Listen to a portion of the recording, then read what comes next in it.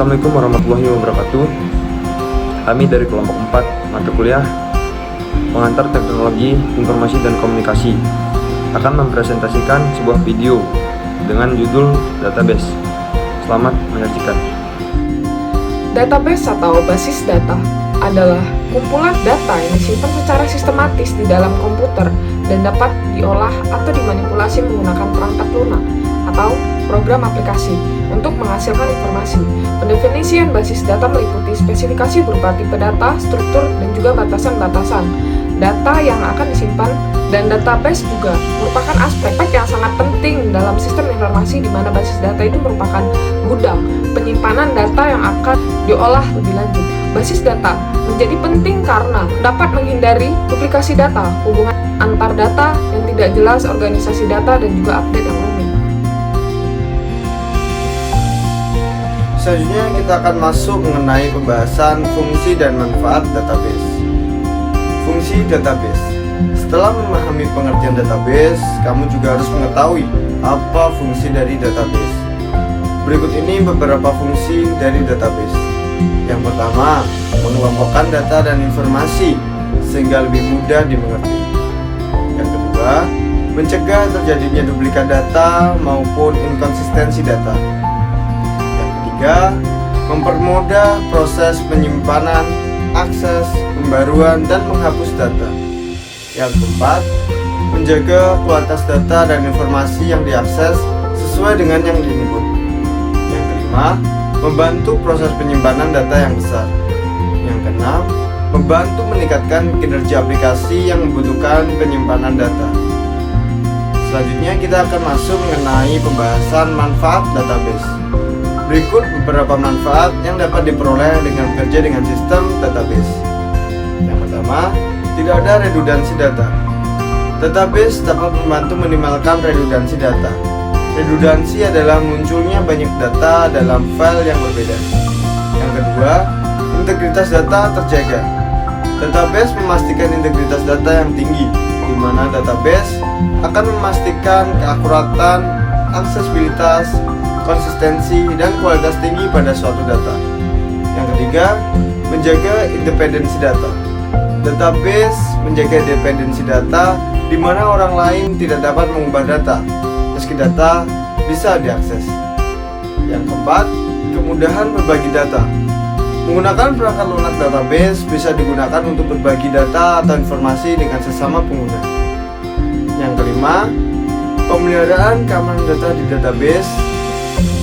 Memastikan keamanan informasi dan data, di mana kamu dapat memasukkan kode akses untuk data tertentu yang tidak dapat diakses. Yang keenam, kemudahan akses data. Dengan adanya database, kamu dapat mempermudah dalam mengakses dan memperoleh data, karena semua data telah tertata dengan baik. Penggunaan istilah database diawali dari ilmu komputer yang kemudian artinya semakin meluas. Penggunaan istilah database juga dilakukan tidak hanya untuk hal yang terkait dengan komputer. Sebelumnya, revolusi industri juga telah menggunakan basis data yang dibalut dalam bentuk buku besar, kwitansi, dan berbagai data yang terkumpul dan terhubung dengan bisnis. Basis data mengacu pada koleksi data yang saling terhubung dan perangkat lunak lain yang mengacu sebagai sistem manajemen basis data. Untuk melakukan manajemen basis data dapat dilakukan agar data dapat digunakan untuk berbagai kebutuhan, termasuk pengambilan keputusan terkait dengan bisnis. Selain itu, basis data dalam suatu perusahaan sangat penting karena dapat digunakan untuk merekam setiap transaksi yang ada.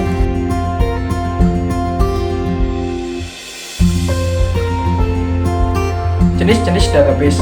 Yang pertama adalah operasional database. Database jenis ini digunakan untuk menyimpan data dengan rinci. Database ini dapat dimodifikasi oleh seluruh bagian organisasi. Dikarenakan hal tersebut, database ini dapat disebut sebagai subject area database atau SADB, transaksi database atau produksi database.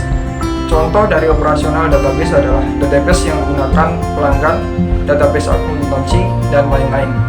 Yang kedua adalah relational database. Salah satu database yang paling banyak digunakan adalah database ini. Hal ini dikarenakan dengan menggunakan relational database, user dapat mengakses atau mencari informasi dalam tabel yang berbeda-beda. Query yang dilakukan juga dapat melibatkan beberapa tabel karena fungsi relasi ini. Yang ketiga adalah distributed database. Database satu ini dapat mendistribusikan data-data secara tersebar, namun saling berhubungan serta dapat diakses secara bersama-sama. Database jenis ini biasanya digunakan pada suatu organisasi yang memiliki beberapa cabang. Tujuannya adalah dapat memudahkan pengguna mengakses data dari satu tempat ke tempat lainnya. Yang keempat adalah external database. Database ini mampu menyediakan akses ke bagian eksternal. Data yang disimpan nantinya akan digunakan untuk keperluan komersial. Database ini diperuntukkan untuk publik sehingga dapat diakses dengan mudah dan juga lebih efisien karena tidak memerlukan informasi dari internet. Sekian dari materi kami, semoga dapat bermanfaat untuk kita semua. Terima kasih. Assalamualaikum warahmatullahi wabarakatuh.